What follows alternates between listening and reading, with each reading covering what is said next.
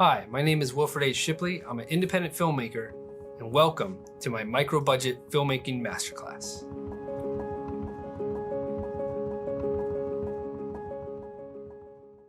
So to start, let me tell you a little bit about who I am, why I have some good insight on independent filmmaking, what you can learn from me. I want to teach you guys some of the pros and cons to making a micro-budget film, and I'd like to give you some tips so you don't make the same mistakes I did, and so you can see what you can expect from making a feature film on your own independently on a micro budget.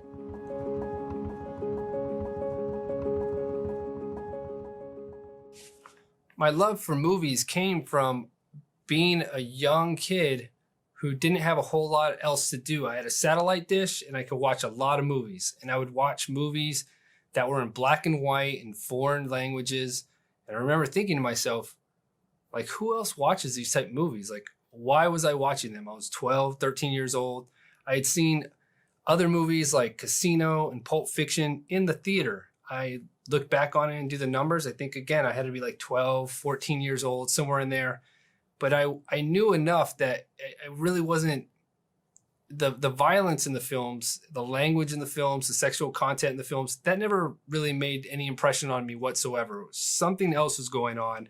And what it was that I respected and appreciated good filmmaking and good storytelling. And I didn't really realize that until I got older. At the age of 18, although I was skipping school to go watch movies and renting movies, any movie I can get a hold on, independents, foreign films, highly influenced by a lot of that type of work, not just your regular films. A friend of mine told me about this film that was opening up in Austin at Adobe Theater, small screening, called Requiem for a Dream. We all head up to Austin to go check out this film. I knew nothing about it, and as soon as the film started, I just immediately felt like this is just incredible, and I knew that I wanted to make films from that point on. I just loved the idea that you could tell a story in so many different unique ways. I mean, that same story could have been told a million different ways, and I felt that I had a voice that I was going to want to make films as well and tell those same stories or my stories or tell stories in my unique voice. And so that was it. That was the beginning of my film career.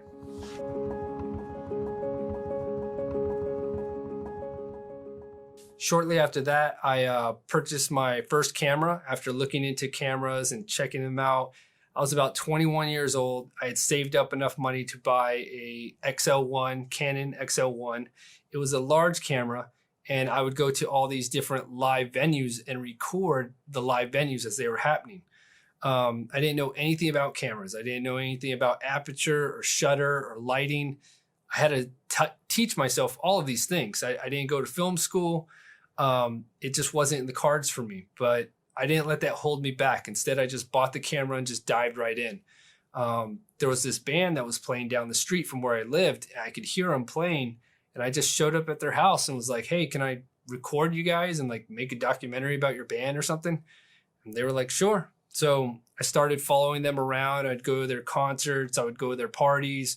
I'd go to all their, practices, anything that they were doing. I would just be recording them. Their recordings at the studios that they were laying down tracks. And I just, recorded tons and tons of footage. I also recorded a ton of live shows.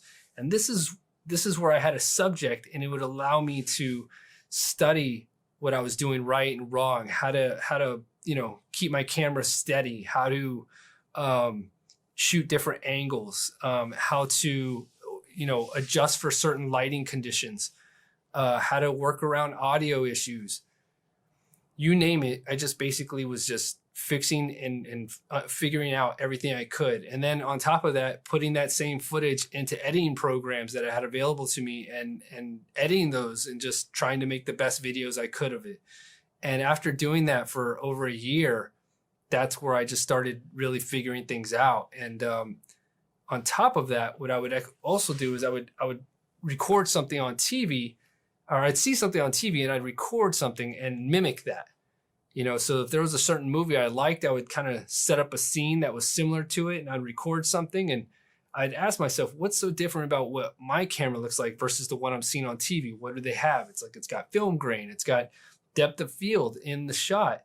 And I was noticing, oh, what can I do to mimic that as much as possible?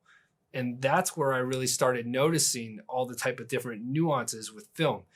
YouTube was not around, there was not any tutorials out there. There was no information like it is today. And, that's great that it's all out there now. But in my time when I first started doing this, it was not really available. You had to just figure it out on your own. And not everybody was shooting film and video. So you couldn't even ask friends or anything. Not everybody had a camera on, in their pocket like they do now on their cell phones. So filmmaking was not that big of a deal back then when I was first getting started. So that's how I figured it out. I just started doing that. And then little by little, I looked into writing.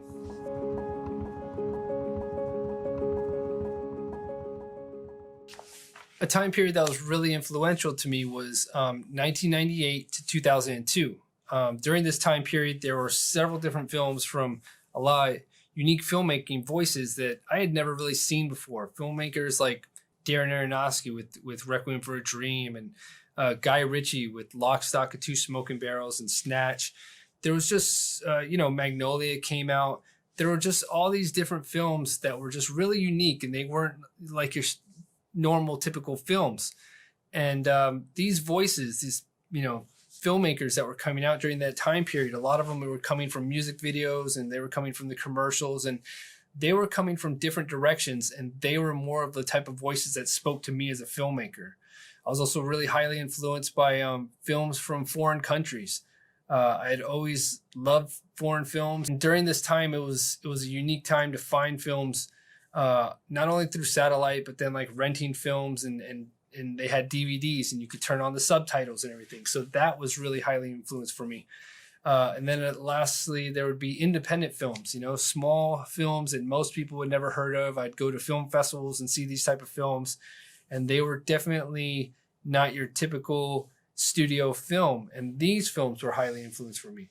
I'd also love award-winning films. There was a time period where there was some really great award-winning films that had big-name actors, but still kind of felt indie in a lot of ways. And these were films that would influence me and made me want to make those type of movies. It was all these unique voices, and I knew that I was always going to be an art film type filmmaker, an independent filmmaker, a filmmaker who went a different route than just going to film school and working his way through the ranks of building up a career, working in the film industry. I just knew that wasn't a path for me, that I was going to have to do it independently, that I was going to have to make my own films, write my own projects, and go the film festival route and try to make a name for myself that way.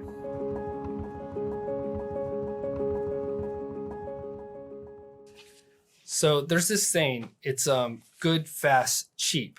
And what that really means is that you can only have two of the three. I read this in a book a long time ago, a screenplay writing book, and I always kind of kept that in mind. And what it means is you can make a good film, but it's, you can do it fast, but it's not going to be cheap. You're going to have to throw a lot of money at it. Or you can make a fast film for real cheap, but it's probably not going to be very good. And so most people want to save some money, particularly, or they just don't have the budgets that they need. And so the route I always kind of looked at was I wanted it to be good, and I wanted it to be cheap. So it was going to take some time to get there. And I always knew that that's the career path I was always going to have, that if I was going to do filmmaking, I was going to be in it for the long run. And I was going to have to self-teach myself everything to save as much money as possible when I made my feature films. Most film directors' careers, at least as of late, don't really start until like their 30s and early 40s, somewhere in there. That may change now that there's so much more information on YouTube. I'm seeing much more talent at a younger age, so that could change. But for the time being, I was fine with that trajectory. I knew that as long as I got a first feature film done by my 30s in some point, then I can at least still mimic a career of, say, a Martin Scorsese or some type of filmmaker that I respect And I know that, like, I'm not behind yet. I'm just getting my career started, like a lot of the filmmakers that have influenced me over the years. I had heard one time someone say, listen, if you can make films for over 15 years before getting any sort of real traction in your career, then filmmaking might be the career for you. But if you're looking to, have a lot of success early on, chances are that's probably not going to be the case. There's a lot of filmmakers that burn out and give up early because they didn't really get the success they wanted. And, you have to keep that in mind. If you're taking filmmaking seriously and you want to do it full time as a career, it's going to take years and years to do it. And there's a few exceptions, but I wouldn't base your career on exceptions. Instead, think hard work, dedication, passion. You're going to have to live, breathe, and drink filmmaking if you want to do it as a career.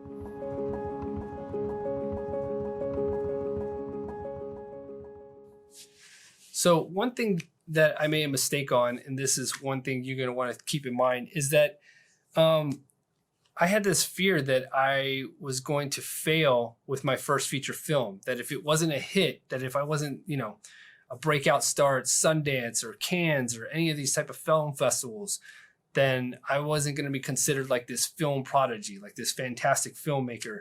And that was really a fear that I shouldn't have ever had. The truth is, there are really phenomenal filmmakers like Christopher Nolan who've made films for less than $7,000 or less than $10,000. I think he made his for $7,000. And yet he's a brilliant filmmaker, but his film didn't take off. It wasn't revolutionary or anything. It probably did well for him, opened up some doors, but it wasn't a reflection of what he was capable of doing. So my advice to you is to think this along the same lines. Instead, look at it as a great experience that every real true filmmaker should go through. Make a film for less than $10,000 because it's easy to throw money at problems and make, a good film. It really is.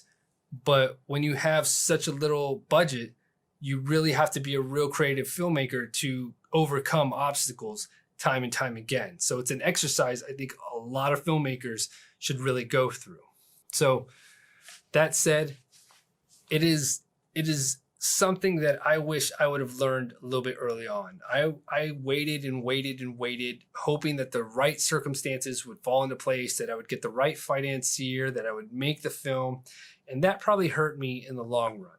It hurt me on different levels that I'll get into more so. But just to explain, if you can, the quickest that you can make a feature film, you should really dive in. You'll see and learn so much about yourself, your flaws, your strengths. And I don't mean like the flaws and strengths you already are aware of. I'm talking about the ones you're not aware of. So if you go for it, you should really benefit from the whole experience of making a feature film for less than $10,000. And I highly recommend you do it as early as possible in your life. Now, a second reason why a lot of people don't make that first feature film right away is they have this fear that they won't be able to complete the film, especially if it's such a low budget. They'll think, well, how am I going to do this scene? How am I going to pull this off? They're going to run into a bunch of obstacles they don't think they're going to overcome. But the truth is, you'll find a way. With my feature film, I had this one scene that had several police officers and they all had to have gear and everything. It had to look legit. And I didn't have any police officers, no budget to, put them all in uniforms and equipment. And yet those pieces fell into place. I found a way. I even had to put that together while making the film. So I'm making the film while making phone calls, trying to find somebody that will come out and maybe bring a few police officer buddies that they have or something along those lines. And little by little, as I kept working that, it came together, and it always will, because you'll just find a way. You'll have this drive and you'll know that it's got to get done. And one way or another, you'll make it come together. If you even can't come up with a solution, you'll come up with another option. You'll think, okay, well, if I can't shoot this, then maybe I can do a quick rewrite and change the scene for this. Maybe you need a giant explosion, Well, instead of showing the explosion, now you're showing people's reaction to the explosion. You'll find a way to overcome that obstacle. So don't think just because you have one thing that you can't seem to get past, just go for it. And one way or another, I promise you, a solution will present itself. And a third reason why a lot of people may not go for that first feature film, especially at an early age, is you'll have this fear that you'll be considered a failure and that everyone will be disappointed in you or your work. And the truth is, probably nobody will care. That's just being honest. You'll have this mindset that oh, everyone's going to be, talking behind your back, or, and I'm talking about people in your film community or people might ridicule your work and everything like that. The truth is, everyone is already in their own world so much that they're not really going to care so much if your film does well or doesn't do well. It's just the way it's going to play out. It's going to play out like that time and time again. People will probably show up if things are going really well for you, and they'll try to piggyback on that. But when things are not taking off for you, or, success is so-so, it's not going to be that big of a deal. Most people will just kind of give you their support or not, and that's it. And you don't have to really worry about that. So just get that type of stuff out of your mind. It might weigh on you more than you realize, because so many people are worried of failing in front of people they know, when in reality, those people probably don't care as much as you think they do.